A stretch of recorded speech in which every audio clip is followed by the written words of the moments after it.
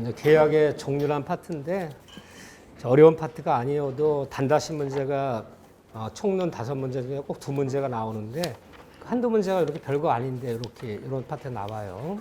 어려운 문제 나오는 건 아니다. 자, 서론 파트에서는 약관 계약의 총류했고, 자, 계약의 종류 간단하지만 우리가 봤어요. 그 전에 우리 시험법에 들어가 있는 계약은 딱 3개 계약이에요. 계약은 매매 계약, 교환 계약, 임대차 계약. 이 3개 계약만 시험법인데 우리 시험법에 들어가는 매매, 교환, 임대차 계약 모두 공통점이 뭐예요? 모두 유상 계약이며, 모두 쌍무 계약이며, 모두 낙성 계약이며, 모두 분료식 계약이다. 이게 특징이에요. 그래서 우리는 무상계약, 뭐 증여 같은 거 시험법에 없어요. 그럼 우리가 계약법 문제 풀 때 무상이 어떠면 틀리는 거야 일단. 시험법 없기 때문에. 쌍무계약이죠. 우리는 편무계약. 일방 의무진 편무계약은 시험법에 없어요. 편무란 말로 하면 틀리는 거야. 낙성계약이지 우리는 요물계약이 아니에요. 합의가 된 날에 계약이 성립하는 것이지 실제로 어떤 행위가 이루어진 날 계약 성립하는 게 아니다. 합의가 이루어진 계약 성립하는 낙성계약이지 요물계약이 아니다. 분료식 계약이지 우리는 요식 계약이 없어요. 그렇죠? 유상, 쌍무, 낙성, 분료식 계약이다. 근데 계약을 분류할 때 유상이다, 무상 먼저 보세요. 교재 넘겨보세요. 넘기시면 418조에 계약을 쌍무계약 표면 나눈 이유가 뭐냐? 3번. 그럼 미주고 주셔야 돼요. 3번. 구별 실익. 왜 나누는 거냐? 쌍무는 어떻고 편무도 나누는 거냐? 쌍무에는 매매교환, 임대차는 모두 쌍무야. 쌍무에는 편무계약이 없는 특징 나타난다. 특징 뭐냐? 바로 동시행의 항변.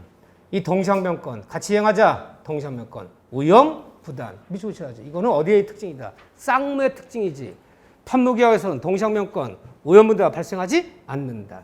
근데 우리 매매권, 임대차 모두 쌍무기 때문에 매매권, 교환, 임대차계 모두 동시항변권, 모두 우영부담 문제 발생한다. 쌍무의 특징, 동시항변권, 우영부담. 기억하셔야 돼. 유상이다, 무상이다. 대가 받으면 유상. 단 한 번이라도 대가를 받으면 유상. 한 번도 대가를 받지 않으면 무상인데 유상, 무상 나눈 이유가 뭐냐? 그 3번에 3번 보세요. 마지막 구별 실익. 유상계약에는 매매하는 규정을 적용해서 유상계약에는 담보 책임 문제가 발생한다. 매매한 목적물에, 교환한 목적물에, 임대된 목적물에 하자나 흠이 있다면 무조건 책임져 주는 담보 책임 문제가 발생하지만 무상계약에는 담보 책임이란 말이 없다. 이것 때문에 나누는 거야. 유상, 무상 나누는 이유는 담보 책임. 쌍편을 나누는 이유는 동시항변권, 우영부담. 그렇죠? 근데 그 핵심 그림 있죠? 그림에다 별표 하나 쳐야죠. 단다시 문제는 늘 이거 갖고 막 틀리고 있어요. 가끔 나오지만. 자, 기초강의 때도 연습했지만 다시 한번 볼게요.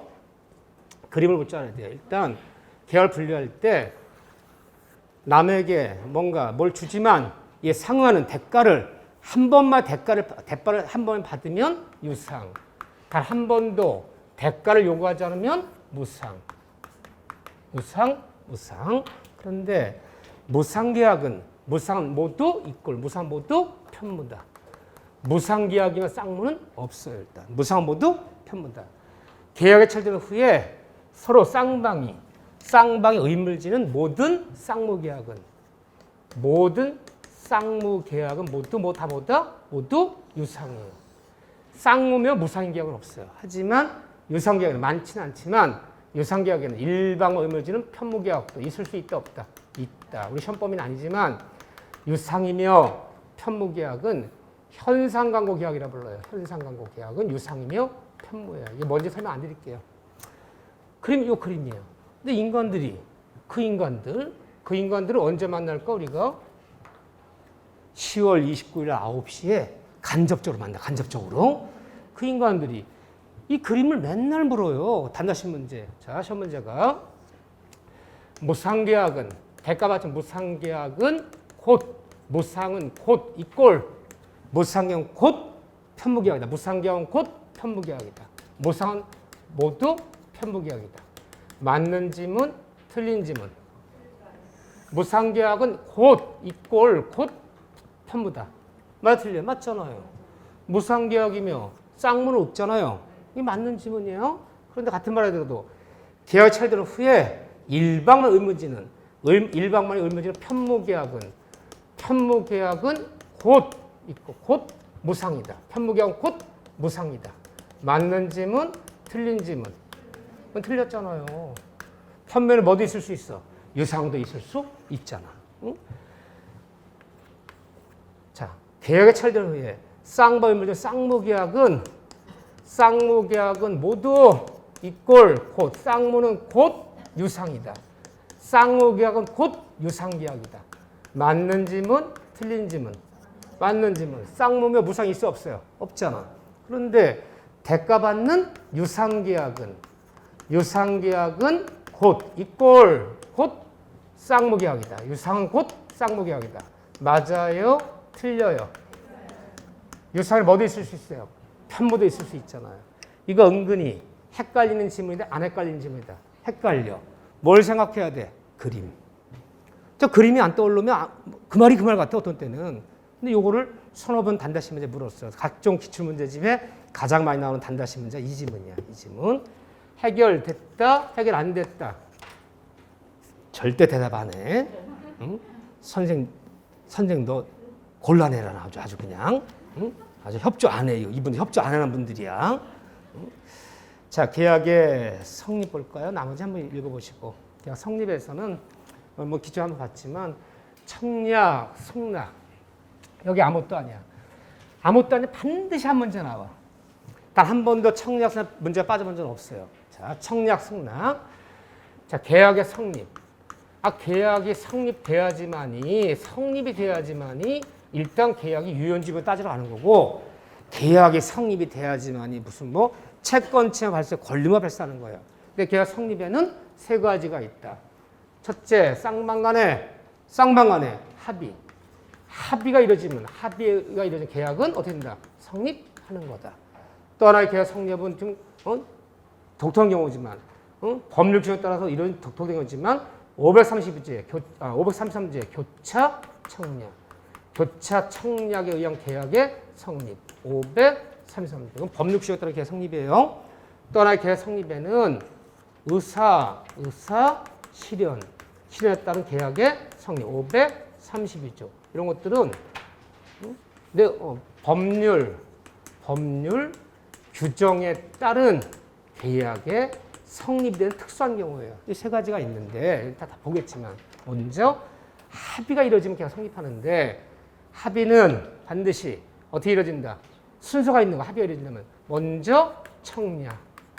그래, 팔겠다. 청약이 나가고 그리고 이에 응하는 오케이 사겠다라는 승낙. 승낙이 서로 뭐됨으로? 합치됨으로 계약을 성립해. 그런데 합치가 됐다. 이 합치된다 그래. 합치되는 거 두 가지가 일치해야 돼요. 첫째, 청약, 승낙 서로 내용의 일치가 돼요. 팔겠다 1억 원에, 사겠다 1억 원에. 내용 일치해야 되는 거죠. 두 번째, 합의를 지려면 원칙을 얘기하는 거예요. 그 내용 일치하고 플러스 그리고 뭐가 일치해야 돼요? 사람의 일치가 있어야 되는 거예요. 이게 원칙을 들어가는 거 원칙. 이 사람들 일치해야 돼. 갑이 을한테 청약했어. 1억에 팔겠다. 너에게 친한 친구야. 너라면 1억에 팔겠다. 을에 청약했는데 병이 그래 1억에 사겠다. 내용은 일치하지만 을에게 청약하면 누가 승낙해야 돼? 을이 승낙해야지. 을에게 청약했는데 병이 승낙하면 내용이 일치했다. 사람이 일치하지 않기 때문에 계약은 원칙은 성립이 아니다. 사람까지도 일치해야 되는 것이다. 합의에 이루어진 거죠. 그렇죠? 여기서 이제 청약 승낙 얘기를 하는데 법조문이 요게 527조부터 534조까지 8개 법조문이 청약, 승낙 관련되는 법조문이야. 제가 계약 청약한 법조문 26개라고 했어. 527조부터 553조까지. 그 26개 중에서 8개가 청약, 승낙이야. 그런데 이 법조문 가만히 읽어보면 이 법조문 자체가 쓸모가 많더라, 쓸모없는 게 많더라. 쓸모없는 게 많아. 아니, 법조문에 또 쓸모없는 게 다 있고 난리야. 이 8개 법조문이 만들어진 날은 언제다? 60년 1월 1일이야. 그때 만들어진 법조문들이야. 근데 이미 60년 전에 60년 1월 1일에는 우리가 교통통신이 발전한 사회가 아니고 팩스도 없고 핸드폰도 없고 이메일도 없어. 뭐든지 계약은 우편으로 맺어. 우편으로. 서울과 부산 사람이 계약 맺으려면 우편 보내요. 너에게 이 채권을 팔겠다. 2박 3일 걸려서 우편이 들어가. 오케이 사겠다. 전화 못 걸어. 전화 없어. 다시 승낙도장 찍어갖고 우편으로 보내. 막 4박 5일 걸려. 막 격지자. 이런 용어 자체가 이미 다 현대에서 쓰지 않는 용어야. 지연 연착이 어떻고 격지자가 어떻고 대화자가 어떻고. 현대사는 격지자가 없어요. 격지자가 뭐예요? 격지자. 법령 격지자. 한번 의사 먼데 있는 사람? 아니에요. 대화자. 대화자다. 이거 법률 용어예요. 격지자다. 이 개념은 법조에 많이 나와, 이 얘기가. 장소적 개념이 아니야, 이게. 장소가 멀리 떨어져 있으면 격지자. 바로 앞에 있으면 대화자. 이게 아니에요. 장소적 개념이 아니라 시간적 개념이에요. 시간적 개념. 한번 의사소통이 즉시 돼. 즉각적 되면 대화자. 한번 의사소통하려면 2박 3일, 3박 4일씩 걸리면 격지가 되는 거야. 남욱이 가 있어. 세종기지에 가 있어. 대화할 일이 생겼어. 뭐 하면 돼? 화상전화. 이메일 보내면 돼. 즉각 소통돼. 미국에 있는 무역업자와 한국 수출업자가 지금 뭔가 대화를 해야 돼. 뭐를 하면 돼요? 국제전화, 팩시밀리, 이메일. 즉각적으로 대화한대요. 격지라는 개념이 없어. 현대사에서는. 옛날에 우편으로. 여러분들이 이제 계약 총론 파트에서 잘 이해가 안 되네? 그러면 때는 바야흐로 언제? 60년 1월 1일. 계약 어떻게 맺는다? 우편으로. 그럼 다 이해가 돼. 근데 현대사는 필요가 없잖아. 근데 꼭 내 이것들이 여기서 뭐 지연 연착이 어떻고, 뭐 격지학기는 승날 통제한 날이 발신주의가 어떻고. 다 쓸데없는 조문들이야. 그렇지만 자꾸 이렇게 얘기하면 또 공부 안 해, 이분들이. 한 문제 나온다. 자, 먼저 청약부터 살펴볼게요. 계약은 순서가 있는 거야. 합의가 이루어지려면 먼저 청약이 먼저 나오고, 이에 응하는 승낙이 나중 나오는 거지. 승낙이 먼저 나오고, 이에 응하는 청약이 나중에 들어왔는데 서로 내용이 일치하고 사람이 일치하더라. 계약 성립하는 거 틀려요. 합치는 청약과 반대 승낙의 순서로 합치되는 거지. 승낙이 먼저 나오고 청약이 나중 나왔는데 서로 내용이 일치하고 사람이 일치하더라. 계약 성립이 틀려요. 청약과 승낙의 순서로 합치는 순서 지켜야 돼요. 청약 팔겠다. 청약에 정리할게요. 첫째, 청약은 꼭 특정인이 아닌 불특정 다수인에게도 청약은 가능하다, 불가능하다, 가능하다.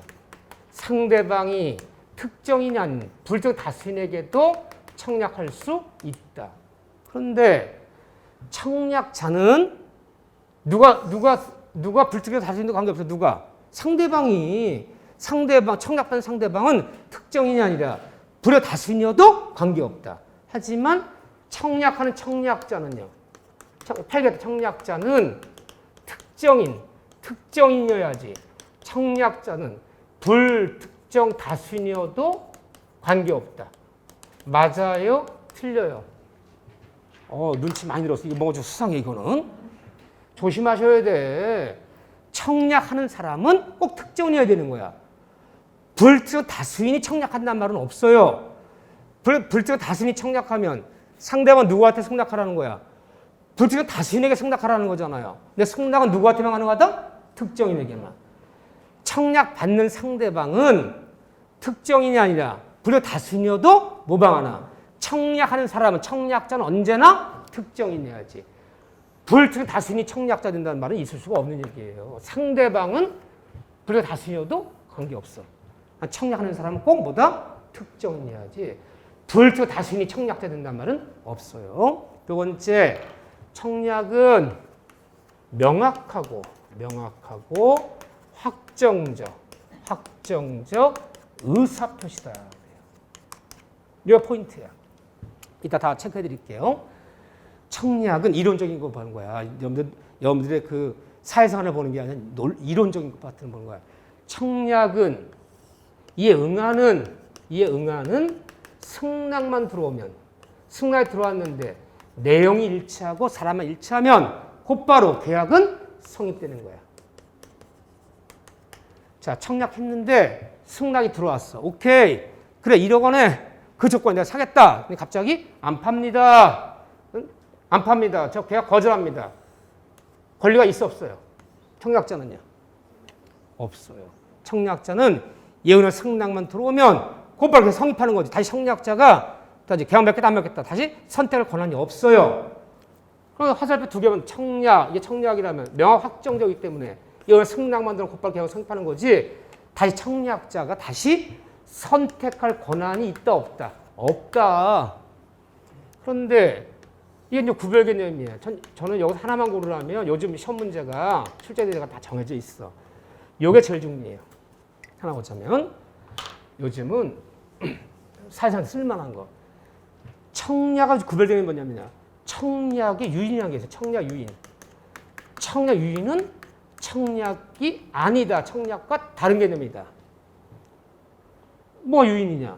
뭐 의사표에 나갔지만 이게 명확한 확정적인 게 아니야. 뭔가 비구체적이고 뭔가 막연한 거야. 막연한 의사표시는 청약이나 유인이야. 그럼 이게 만약에 유인이라면 갑이 한 것이 만약에 청약이 아니라 청약의 유인이라면 상대방이 들은 의사표시가 뭐가 되는 거지? 상대방이 청약이 되는 것이고 다 유인한 사람이 다시 한번 선택할 권한이 있다 없다? 있어요. 결 맺을 것인지 안 맺을 것인지 예스인지 노인지를 다 선택해서 예스 좋다라고 승낙하면 노할 수도 있어. 승낙하면 계약은 성립하는 거고 싫습니다. 노하면 그건 성립하지 않는 거야. 이게 유인이라면 화살표가 몇 개가 있어야 돼요. 3개가 있어 성립이 되는 거야. 또 이게 유인이라면 유인한 사람은 다시 한번 뭐가 있다? 선택 권한이 있다. 있다면 유인. 나에게 선택 권한이 없다면 청약. 들어가야 돼요. 자, 한두 가지 봅시다. 여러분 생각 어떠신지. 자, 중개사무실인데 중개사무실 앞에다가 이렇게 막 붙여 있어. 막 여기. 무슨 아파트? 한신 아파트. 뭐 34평, 뭐 매매는 매매가 뭐 4억 원, 뭐 전세가 뭐 얼마, 뭐 전세가 2억 원, 반전세 보증금 1억에 월세 뭐 80만 원 쭉 붙어 있어요. 그러니까 중개사무실 그 점포 앞에 무슨 아파트 몇 층, 몇 동, 몇 호, 8층 얼마, 전세 얼마라고 딱 붙여 있는 것은 청약이에요, 유인이에요. 그게 청약이 되면 랜선 들어와서 좋습니다. 이 아파트 3억 원에 사겠습니다. 그럼 계약 성립돼야 되는 거야. 들어왔어. 주인 불렀어요. 예, 저기 매수인 나타났는데 매수인이 그 붙여놓은 아파트 주인 나오더니 마음에 안 들어 이 사람이. 안 팝니다. 할 수 있어 없어요? 있잖아. 있으니까 그거는 유인이지. 유인이지. 뭐 생각하시면 돼. 요번에 자판기 설치해놨어요. 자판기 설치한 것은 자판기 업자가 청약이에요? 유인이에요? 여기에 뭐 500원, 700원, 1000원 뭐 쭉 깡통 막 놓더니 뭐 다 가격이 적혀 있어요. 이게 만약에 청약의 유인이라면 내가 동전 집어넣는 것이 청약이 되고 유인한 자판기 업자가 다시 한번 우웅 돌아 이게. 우웅 돌더니 안 팜. 그러면서 동전을 확 뱉어버려. 팜. 그러면 또 물건 주고. 팔지 안 팔지 지가 또 선택해. 그러니까 유인이지만 동전만 집어넣으면 상품 줘야 돼 안 줘야 돼? 줘야 되니까. 자본 설치한 것은 청약이지. 이게 유인이 아니잖아요. 자판기업에 다시 한번 선택할 권한이 없잖아요. 그 돈만 집어넣으면 계약은 맺어지는 거야. 이건 청약이야. 청약. 자, 내가 KTX 열차 같은 걸 타려고 홈페이지에 들어갔어. 그랬더니 서울부터 부산까지 뭐 9시 30분에 떠나는 무슨 열차가 뭐 시간은 얼마 소요되고 좌석이 뭐가 남았는데 가격 얼마고. 그 홈페이지에 자세히 나와 있어. 그러니까 KTX 타려고 우리가 들어갔던 열차 시간표랑 요금이랑 좌석이 다 정해져 있어요. 나보고 클릭하래. 그거 철도청에서 청약한 거예요? 유인이에요? 슬슬 이제 막기 시작하네. 청약 유인이에요. 아, 청약이지. 내가 그 좌석 클릭해서 그 돈만 치르면 열차 타는 거지. 갑자기 설정에서 연락 왔어. 못함. 당신 안 태움. 응? 이 자리는 남자만 태움. 이 자리는 여자만 태움. 선택권 있는 거 아니잖아요. 그 요금표 제시돼 있고 좌석 제시돼 있고 응? 시간 제시돼 있어. 내가 클릭해서 요것만 치르면 운송계약은 맺어지는 거지. 이해되시죠? 선택 권한이 없잖아. 다시 설정해서 뭐 당신 태우겠다 안 태우겠다. 그렇게 생각하시면 되잖아요. 이렇게. 법원에서 경매 입찰 공고 나왔어요. 경매 입찰 공고. 평택법원에서 무슨 아파트를 사건번호 붙여서 몇 월 며칠 날 감정가 얼마부터 경매한다. 법원에서 경매 아파트 경매 입찰 공고 낸 것은 청약이에요? 유인이에요? 생각해보자. 이게 다 명확히 지시했어. 무슨 아파트 감정가 얼마부터 사건 번호 어디 주도 나왔어. 응? 무슨 아파트 8층 몇 동 어디 가고 다 나왔어요. 만약 법원이 병매청구에 청약이라면 이게 청약이라면 내가 입찰표 제출 입찰보증금 10% 내서 제출하는 것이 이게 승낙이 돼서 계약은 맺어진 거네? 경락된 거네? 아니잖아요. 이게 유인이기 때문에 내가 입찰 제출해서 입찰을 넣어서 제출한 것이 청약이 되고 이 중에 가장 높은 가격 채권을 낸 사람을 다시 법원에서 심사해서 경매 허가 결정이 법에 다시 떨어지면 경락이 되는 거지만 경매 허가 결정이 안 떨어지면요. 내가 아무 높은 가격 경매 결정이 안 떨어지면 경락은 안 되는 거잖아. 다시 한번 법원이 경매 허가 결정을 내릴 건지 안 내릴 건지 선택권이 있어 없어? 있잖아. 화살표 한 번 더 나와야 돼. 그래서 내가 높은 가격 적었다 무조건 낙찰되는 게 아니야. 다시 법원이 경매 허가 결정이 떨어지면 낙찰, 경매 결정 안 떨어지면 낙찰이 안 되는 거지. 법원이 병매청을 낸 건 다시 한번 선택권이 있기 때문에 유인이지 청약이 아니지. 이해되시죠? 그래서 왜 이 빡쳐놓고 묻는단 말이야. 근데 교과서에 있는 뭐 자판기 설치가 어떻고 뭐 아파트 분양 광고 어떻고 이런 게 아닌 게 섞여 반드시. 요즘 문제가 섞이면 생각해. 다시 한번 나가 선택권이 있으면 유인. 나에게 선택권이 없으면 청약. 화살표 2개만 성립하면 청약. 하나 더 나와야 성립하면 유인. 이렇게 기억을 하셔야 돼. 그래야지 맞출 수 있는 거야.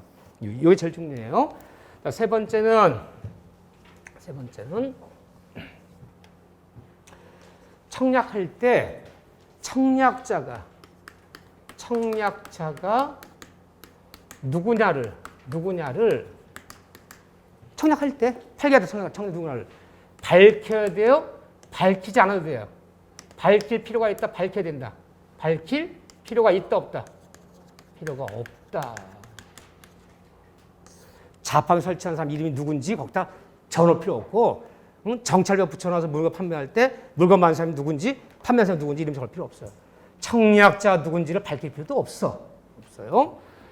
네 번째, 청약의 효력 발생 시기. 과연 언제 청약 효력이 언제 발생하는 것이냐. 자 보세요. 사람의 의사표시는 우리 민법은 대원칙이 무슨 주의? 도달시에. 도달주의 원칙이야. 도달주의. 그러면 이 청약이 팔겠다. 대화자가 아니건 대화자. 즉시소통되는 거. 즉시소통되는 사람. 격지자. 한번 소통하려면 우편으로 청약하고 우편으로 승낙받아요. 격지자가 아니건 대화자건 격지자가 아니건 모든 청약의 효력 발생 시기는 도달시에. 도달주의를 택하고 있지. 청약은 발신주 예외가 없다. 맞는 질문, 틀린 질문. 모든 청약은 대화자건 격지자건 상대방한테 도달했을 때 도달제로 발생하는 것이지 발신주 예외가 있을 수 없다. 맞아요? 틀려요? 이게 맞는 거예요. 있다 보면 승낙은 발신주 예외가 하나 있어. 격지자. 모든 청약은 대화자건 격자건 상대한테 뭐 했을 때? 도달시에. 도달시 택하고 이제 청약은 발신 예외가 없어요. 모든 청약은 도달시 그때 효력이 발생하는 거야. 효력이 발생하면 다섯 번째 효력이 발생해. 도달했어. 효력이 발생하면 이때 다섯 번째는 이 청약의 구속력이라는 게 청약의 구속력. 다른 말로 청약의 비철회성. 도달된 청약은 내 마음대로 임의로 철회할 수 없다. 청약의 구속력 비철회성에 불러. 일단 도달해서 효력이 발생했다면 내 마음대로 임의로 내 마음대로 없었던 일로 처리할 수 없다. 청약의 구속력 비철회성. 누굴 보호하기 위해서? 상대방을 보호해서 이런 죄를 둔 거예요. 이때 청약의 상대방을 뭐라 불러요? 법조문에. 자, 가위라도 청약했어. 을아, 너에게 팔겠다. 상대방, 을을 뭐라 불러요? 얘를 승낙자라 부르기도 하는데 법조문에 승낙자는 용어는 없어요. 의외로. 상대방, 청약받은 을을 상대방을 청약 수령자라 불러요. 청약 수령자. 근데 우리 속칭 이걸 그냥 공부할 때는 그냥 승낙자리 부르는 거지. 시험장 가면 이렇게 나와. 청약 수령자. 얘를 보호해서 그런 거야. 그러면 도달된 청약은 일단 효력 발생한 도달 청약은 임의로 처리할 수 없다. 언제까지 안 되는 건 언제까지? 승낙기간을 정했다면 늦어도 2월 28일까지는 결정해달라 라고 정했다면 2월 28일까지는 내 마음대로 없었던 일로 처리할 수 있다 없다? 없다. 왜요? 정했다면 이 기간 내에 처리하는데. 자, 2월 21일 날 청약하면서 야 을아 늦어도 2월 28일까지는 결정해달라. 그러니까 을이 2월 28일까지 결정해달라 승낙기간을 정하면요. 조사한단 말이야. 내가 이런 대리점 계약 맺는 것이 이런 계약 맺는 것이 유리한지 불리한지 돈이 모자라도 대출은 어떻게 받을 건지 과연 영업이익은 어떻게 되는지 언제가 대답하면 돼. 2월 28일까지 대답하면 돼요. 여러 조사하고 뭐 여러 가지 준비하고 하는데 갑자기 2월 26일 날 철회야 없었던 일이야 라고 얘기하면 상대방은 불이의 피해를 받을 수도 있는 거야. 따라서 상대방 동의가 없는 한 내 맘대로 처리할 수는 없다. 근데 우리가 배우는 계약법 규정이요. 이거 26개 규정. 모두 뭐예요? 임의 규정이야. 원칙일 뿐이지. 그럼 계약 총론 문제 풀 때 동시항명권, 우연부당, 계약 과실책임, 3자랑 계약, 이 다음에 해지, 그 다음에 청약, 승낙, 이게 다 이제 법조문이야. 언제나, 절대로, 반드시, 항상, 만, 뿐 이런 얘기들 하면 다 틀리는 거예요. 원칙일 뿐이야. 특약이 있었다면 상대방이 동의해주면 처리할 수 있어 없어? 있어. 뭐든지 이건 임의 규정이기 때문에 계약법 문제를 풀 때 언제나 절대로 반드시 항상 그러면 다 틀린 질문. 뭐가 있다면 원칙일 뿐이지 특약이 있다면 특약대로 가는 거고 아무런 말이 없을 때만 도달주의고 아무런 말이 없을 때만 임의로 처리할 수 없는 거지. 이미 특약이 있었다면 처리할 수 있는 거지. 상대방이 양해하면 처리할 수 있는 거지. 뭐야. 다 무슨 규정? 임의 규정. 임의 규정 문제 풀 때 단어에 뭐 쓰지 말아라? 언제나 절대로 항상 반드시 이런 용어 쓰지 말아라. 강행규정 쓸 수도 있어. 강행규정에서는요. 특약으로 배제 안 되니까. 임의정의들이에요.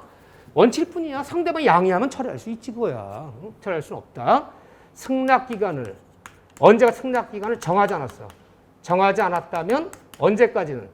상당기간. 상당기간 내에는 도달된 청약은 내 맘대로 임의로 처리할 수는 없다. 정했다면 이때까지는. 정하지 않았다면 상당기간. 상당기간 며칠이다? 상당했어. 사람 돌아가셔서 상당했어요. 상치는데 며칠 걸려?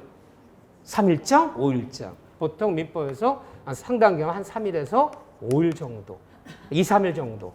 이때는 처리할 수 없다. 이렇게 얘기하는 거예요. 정했다면 아무것도 아니야.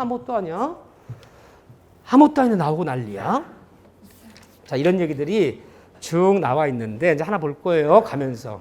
이 다음에 이제 한 번만 설명하면 심화해서 볼 게 있고 안 볼 게 있는데 거기서 의외로 420페이지에 참고 수문, 불합의와 착오 별표 하나 치셔요. 저는 단다심이 나오면 굉장히 유력하다 봐. 수문, 불합의와 착오를 구분할 줄 아는 거. 이거 굉장히 중요해요. 요거 별표 하나. 요즘들은 그 나올 만한 문제들이 정해져 있어. 딱 보면 선생님이 제가 보면 감이 와 찌르르.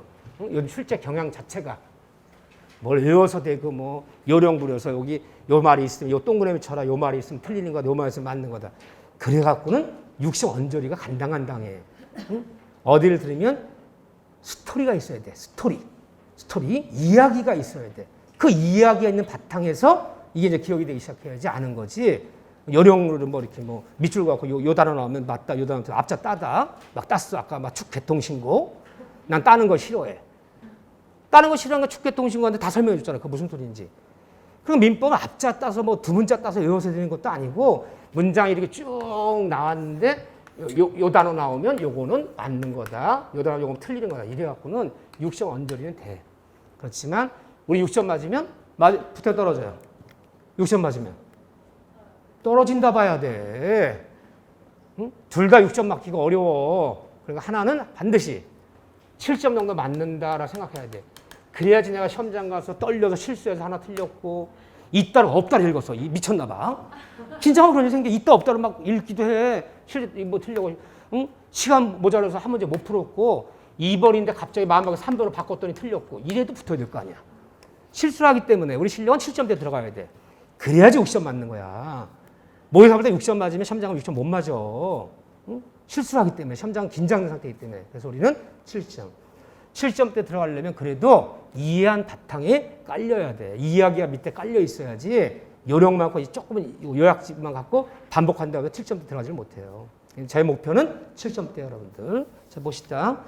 또 어떤 분 나는 3문제만 틀릴 건데 그런 분은 나가주세요.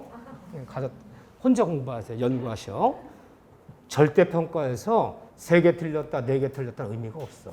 민법에 만점 몇 점이에요? 민법 만점은 8점이야. 8개 틀리는 거. 이게 만점이야. 이게 85점, 민법 85점 맞아서 6개 틀렸어. 학교는 37.5 맞았네? 탈락이요? 합격이요? 탈락. 민법 80점 맞았어. 학교는 40점 맞았어. 이게 최대치 아니에요? 그럼 남는 점수 2차 넘겨져 안 넘겨져? 안 넘겨주거든.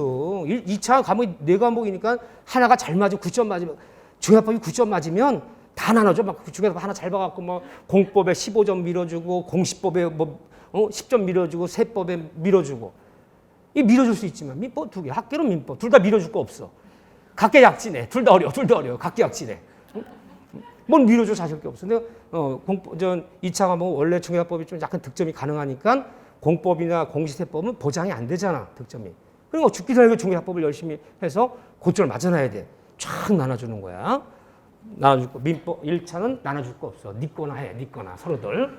이제 8점 이상은 필요 없어요. 근데 이제 나중에 시험 끝나고 나면 개인적으로 이제 막 이렇게 올리는 사람이 있어요. 민법 하나 틀렸다. 어느 선생님 배워서 민법 2개 틀렸대. 그거는 입시 시험에는 그게 중요해. 우리 학원에 서울대 2명 보냈어. 연세대, 연고대 5명 보냈어. 그건 중요한 거야. 응? 절대평가는요. 몇 명 붙었어가 중요한 거지. 나한테 배운 사람 8점이 없대요. 근데 6점 이하도 없대. 이게 훌륭한 선생이야, 이게. 나한테 배운 선생이 응? 막 3개 틀린 사람이 한 10명 나왔대. 근데 6점 안 된 사람이 절반이래. 그 수업 따라가니 얼마나 힘들었을까. 잘하는 사람이야. 따라 붙으니까 3개 틀리고 2개 틀리지만 수업 수준이 올라간 거잖아, 수준이. 밑에 있는 사람들은요. 못 알아들어, 반은. 절대평가는 다 같이 붙는 시험은 남이 모르는 것을 내가 맞춰야지 붙고 남이 모르는 어려운 부분을 내가 맞춰보는 시험이 아니라 남이 맞히는 부분을 내가 실수하지 않는 거. 다 맞췄대. 이 선생님 배웠는데 8명이 맞췄대. 그 문제를. 나만 틀렸네? 이게 떨어진 지름길이야. 그래서 남이 맞히는 문제를 같이 실수하지 않는 게임을 하려고 노력을 해야지 남이 못 맞히는 어려운 부분을 법정시상권이 어떻고 이런 데만 나오면 신나 이 사람이. 그런 게임을 하는 게 아니야. 실수하지 않는 게임. 늘 나오는 부분을 몇 번을 반복해서 실수하지 않는 게임을 해야 되고 보편적인 것을 맞히는 게임을 해야지. 어려운 데 맞히려면 하면 수업이 공부가 늘어나고 머리가 아파지기 시작해요. 자, 보시죠. 숨은 불합이와 차고. 여기 중요한 얘기예요. 숨은 불합이. 여기 부르기도 하고 이거를요 뭐라 부르냐면요. 모식적 불합이라고 해요. 불합. 같은 말이에요. 불합이. 합의가 안 됐대요. 불합이. 불합의. 합의가 안 됐다. 합의가 안 되면 계약의 성립이에요? 성립이 아니에요? 결론은 성립이 아니지. 쌍방간에 합의가 이루어져야 계약 성립하는 건데 이미 불합이 계약 성립이 아니야. 뭘 숨은 불합이라 부르냐 뭐를요? 겉으로 볼 때는 두 사람이 갑거리한 사람이 두 사람이 겉으로 볼 때는 쌍방간에 합의가 이루어진 것으로 알았어요. 합의가 이루어져서 겉으로 볼 때는. 근데 실제로는 다른 말로 속으로는 쌍방간에 합의가 이루어지지 않은 거. 겉으로 볼 때는 합의가 이루어진 것처럼 보였지만 실제로 합의가 이루어지지 않은 거. 숨은 불합이라 불러요. 그러니까 이거 대표적인 사례가 뭐냐? 유명한 문장이죠. 홍콩 달러, 미국 달러. 홍콩 달러, 미국 달러. 이런 사례예요. 이 홍콩에는요 국제사법재판소가 있어. 그래서 국제 무역 분쟁이 벌어지거나 국제 간에 벌어지면 누구나라 법으로 재판할 수가 없잖아. 그러니까 홍콩의 국제사법재판소 이게 재판 내용이야 이게 실제 있었던 얘기요. 중국 광동성에서 성이 있어요. 광동성에서 홍콩 사람 갑이라는 사람과 미국 사람 의리한 사람이 무역 거래 계약을 체결했어요. 무역 거래 계약을. 그래 얘가 수출업자야. 얘가 청약하고 얘가 승낙한 거야. 그래 한 개당 하나당 2달러씩 100만 개를 100만 개니까 얼마예요? 총 매매 대금은 200만 불에 200만 불에 사고 팔기로 하고 언제까지 선적해서 언제까지 물건 보내주고 언제까지 대금 지급하기로 하자. 오케이 합의 이루어졌어. 200만 불에 100만 개를 사고 팔기로 하자. 도장 찍었어. 합의 이루어졌어요. 얘 홍콩 사람 기분 좋았어요. 응? 야 내가 100만 개 200만 불에 팔면 나한테 50만 불은 남겠네. 좋은 조건이야. 야 내가 물건 잘 샀네. 미국 사람이야. 예. 겉으로도 합의에 이어서 200만 불. 근데 얘 마음속 속마음은요. 이 달러가 무슨 200만 불. 이 달러가 무슨 달러였냐. 얘는 US 달러를 의미하는 거였어요. 얘는 US 달러가 아니라 홍콩 달러를 의미하는 거였어요. 이게. 서로 환율이 확 다르잖아요. 이렇게요. 보통 이게 비싸요. 얘는 비싸 잘 팔아먹었네. 난 싸게도 잘 샀네. 자, 겉으로 볼 때는 200만 합의점 보여줘. 실제 네 마음과 내 마음이 서로 일치하자는 거야. 이걸 몰랐어. 얘는 또 골든벨까지 울려. 술집 가고 그날. 술값 다 내고 자기가 내고. 근데 나중에 심지어 만나는데 무슨 소리냐. 아무런 말이 없으면 당연히 국제통화기금은 US 달러 의미하는 거지. 무슨 소리 하냐. 나랑 너 한두 번 거래했니? 몇 번 거래할 때마다 내가 현지 통화에 홍콩 달러로 결제했지 US 달러로 결제했냐. 난 당연히 홍콩 달러인 줄 알았어. 서로 일치하는 게 발견한 거야. 그러면 겉으로 볼 때는 합의를 좀 보여줘. 실제는 네 마음과 내 마음이 홍콩 달러, 미국 달러 일치하지 않은 거. 이걸 뭐라 부른다? 숨은 불합의. 이 숨은 불합의는 한마디 결론적인 얘기면 계약의 성립이다, 불성립이다. 계약의 불성립이야.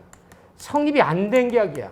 안 된 계약이기 때문에 차고 원인으로 취소한다는 용어가 있을 여지가 있어 없어요?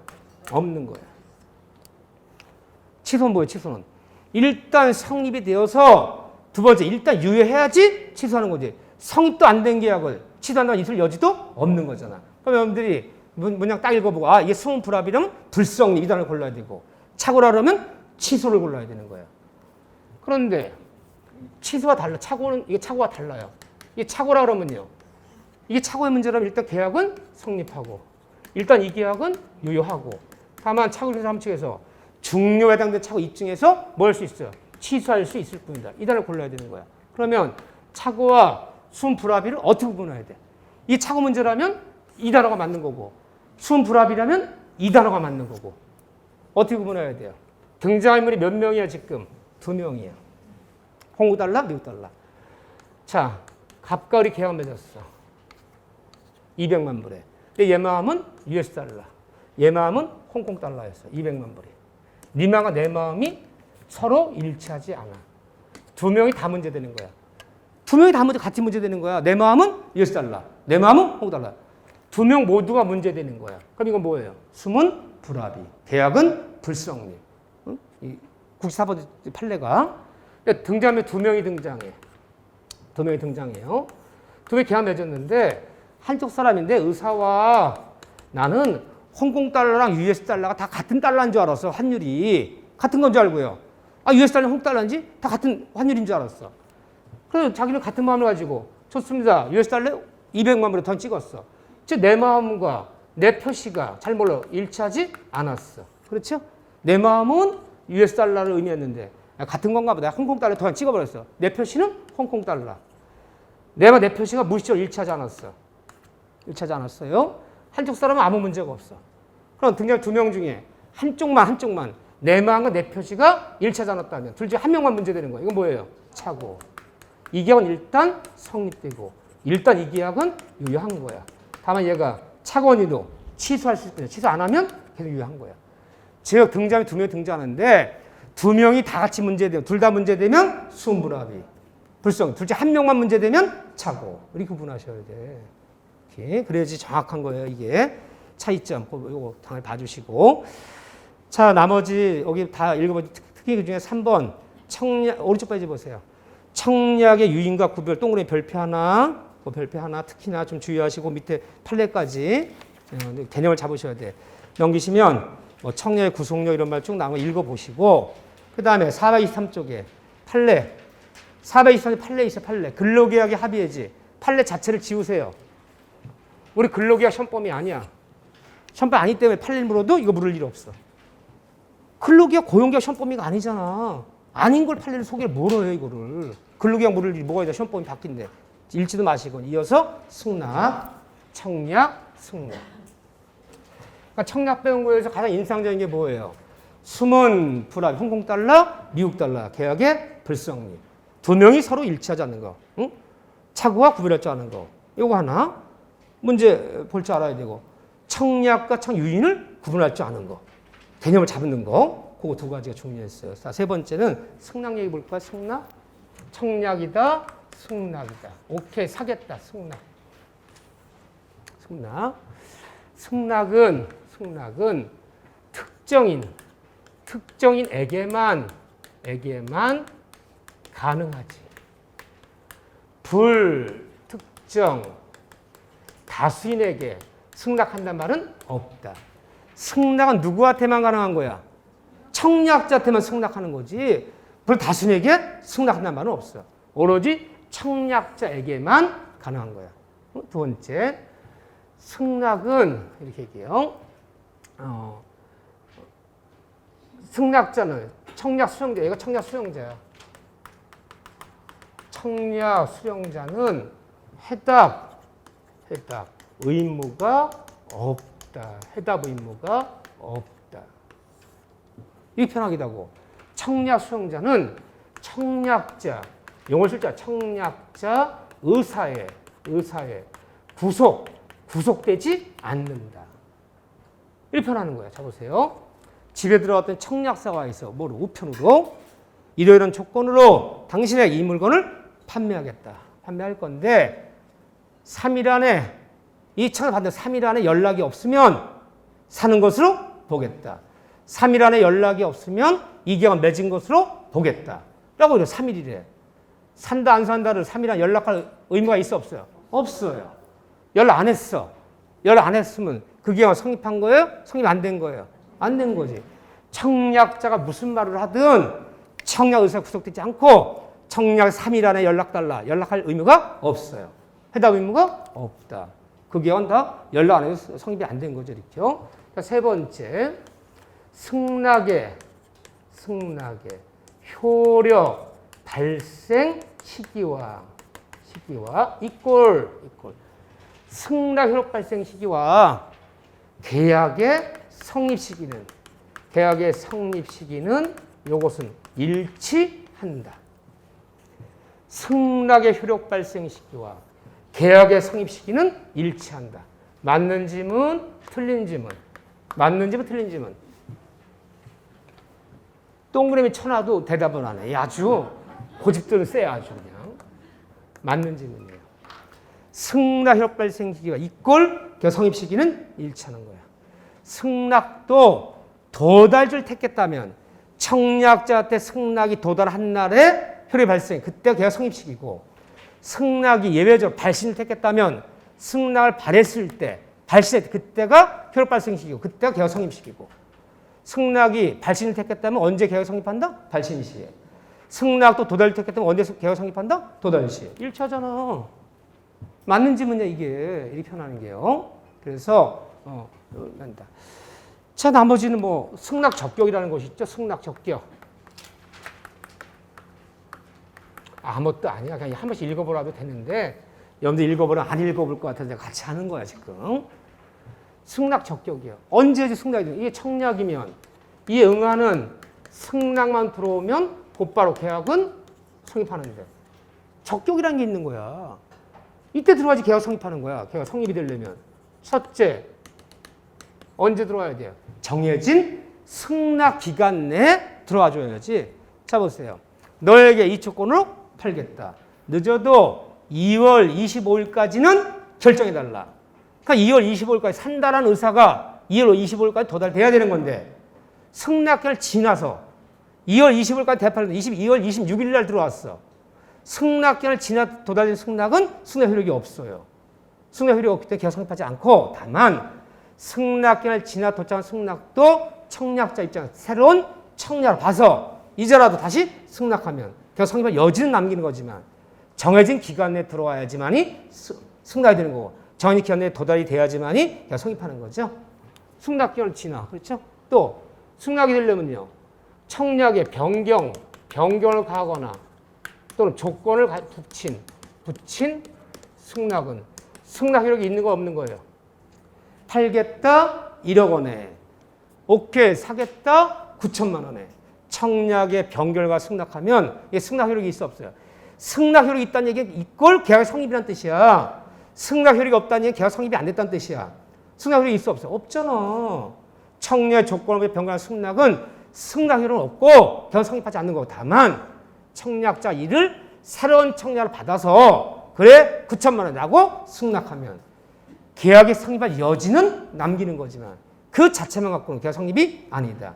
그러면 결론, 승낙기간을 지나 도착한 승낙, 청약 조건을 보자 변경한 승낙은 승낙 효력은 인정하지 않기 때문에 계약 성립하지 않고, 다만 청약자 입장에서 뭐로 받을 수 있다? 새로운 청약을 봐서 오케이라고 승낙하면 계약의 성립할 여지는 남겨주는 거지만 그 자체는 계약 성립이 아니다. 그 얘기죠? 얘기.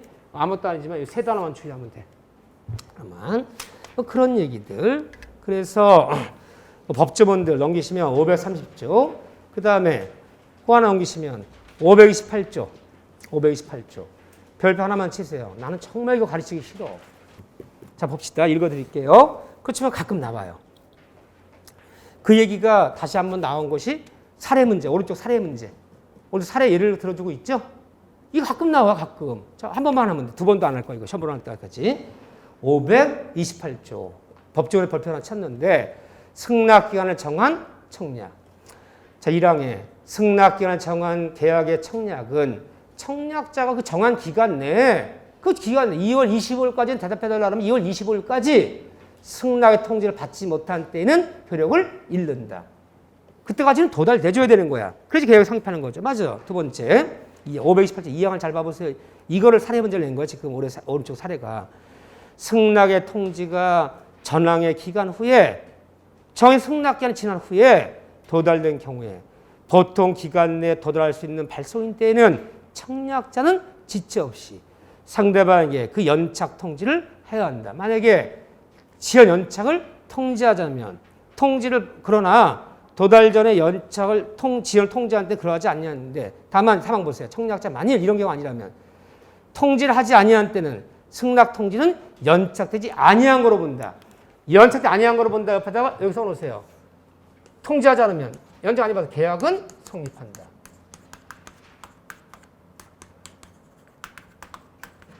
도대체가 528조 2항 3항 얘기가 뭐냐 도대체. 이걸 뭐라 부르냐면요, 지연 연착의 통지문을 하는 게 있어요. 누가? 청약자가. 이걸 통지하지 않으면 연착되지 아니한 거로 봐서 계약은 성립한대요. 그러면 무슨 얘기하는 거냐? 때는 바야흐로 1960년대 우편으로 계약 맺던 시절이야. 우편으로 계약 맺을 때는 격지자예요? 대화자예요? 격지자야. 한번 의사부터 가면 2박 3일 4박 5일씩 걸려. 대화자끼리는 지연 연착이란 말이 없어. 지금 전화하고 있는데 무슨 연착이야. 얼굴 맞대고 얘기하는 무슨 연착이야. 이미 지연 연착 내용을 쓰는 순간 이거는 대화자 문제가 아니라 격지자 문제예요. 격지자 이런 일이 벌어진 거예요. 자, 어떤 그러니까 이해가 안 돼. 무슨 얘기하는지 잘 보세요. 서울 사는 오파상 홍남기가 때는 바로 60년대야. 미국에서 이런 제품을 수입하려고 그래. 수입하는데 한동안 거래했던 부산에 있는 김 사장한테 내가 청약하려고 그래. 야, 내가 이런 제품을 수입하는데 내가 부산 총판권을 줄 테니까 이런 조건을 나랑 대리점 계약 맺고 사무실 몇 평 이상 얻어야 되고 보증금, 내가 물건 주잖아. 물건 보증금으로 3천만 원 입금시켜야 되고 이런 조건이라면 너랑 부산에 모든 총판 대리점 줄게. 나랑 계약 맺자. 나 청약했어. 얘가 언제? 2월 21일 날. 뭐로 청약했어요? 뭐로? 우편으로. 아, 전화해서 얘기하면 대화자 지분 지연 연착이야. 팩시로 보냈어. 그건 대화자야. 이게 갔어, 이제. 부산의 김 사장한테. 이걸 얘기하면 60년대는 우편통, 60년대는 그런 게 없잖아. 등기표 보냈어. 요게 이제 2월 24일 날 도착했어. 2박 3일 뒤에 도착했는데 승낙결을 정했어, 승낙결을. 늦어도 너 대리점 할 건지 안 할 건지 예스니 노인지 늦어도 20년 전에 3월 5일까지는 대답해달라. 3월 5일까지 대답해달라. 이게 뭐예요? 승낙기간을 정한 거야. 아무래도 이제 뭐 3박 4일 걸리다 칩시다. 얘가 받자마자 응?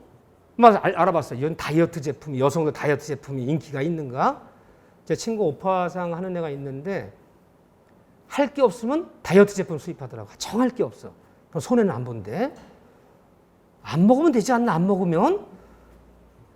안 먹었는데도 막 찌나? 난 그 이해가 안 돼. 물론 전 많이 드시고 운동도 하시고 칼로리 많이 쓰고 이것도 있지만 기본적으로 안 먹어야 되는 거 아닌가? 그래요? 우리 집사람 맨날 물만 먹어도 찐다 거짓말 시켜. 내가 볼 때 보면 안 그렇더라고. 아니, 뷔페 가면 4접시씩 먹어, 4접시씩. 자, 보시죠. 승낙기를 정했어. 이때까지는 대답해달라. 우편을 보냈어. 얘가 받자마자 야, 이런 제품을 판매하면 과연 돈은 되는지, 과연 사무실 얻으려면 얼마 드는지, 언제까지 대답하면 돼? 3월 5일까지. 그래서 바로 그냥 2월 26일 날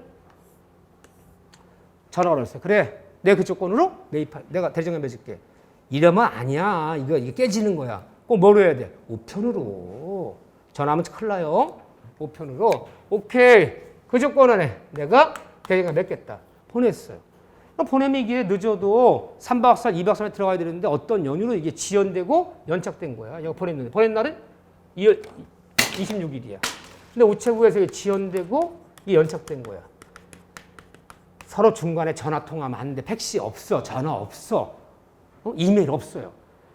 그거 보냈는데 이날까지 안 들어와 승낙이. 그래서 안 할려나 보다 딴 사람한테 청약해놨어. 야, 딴 사람 대리점에 맺자. 근데 이게 언제 들어왔냐?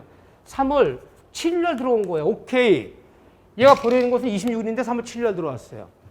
보통의 기간 내는 충분히 들어올 수 있게 보냈는데 어떤 연착된 거야. 뭘 보고 알았어요? 우체국 소인이 찍혔어. 응? 2월 25일로. 그러면 지체 없이 너는 25일로 보냈는데 이게 우체국 연착되는 바람에 난 3월 7일 날 받았어. 난 네가 계약 안 맺는 줄 알고 딴 사람한테 지금 대리점에 맺자 청약해놨어. 라고 제 연착을 통지해 주라는 거예요. 왜요? 통지 안 하면 얘는 제대로 들어왔다 생각하고 계약 준비를 한단 말이에요. 계약 준비를 하고 막 사무실 없고 돈 빌려 난리가 났어. 그리고 불이익 피해가 입을 수 있다는. 그래서 너는 똑바로 보냈는데 이게 열하루 만에 들어왔어. 연착됐음을 통지합니다. 라고 통지를 해줘야지 얘가 불이익 피해를 막을 수 있는 거야. 연착 통지하지 않으면 연착되지 아니한 거로 봐서 이 계약은 성립한다. 하는데 언제 성립할까? 날짜. 언제?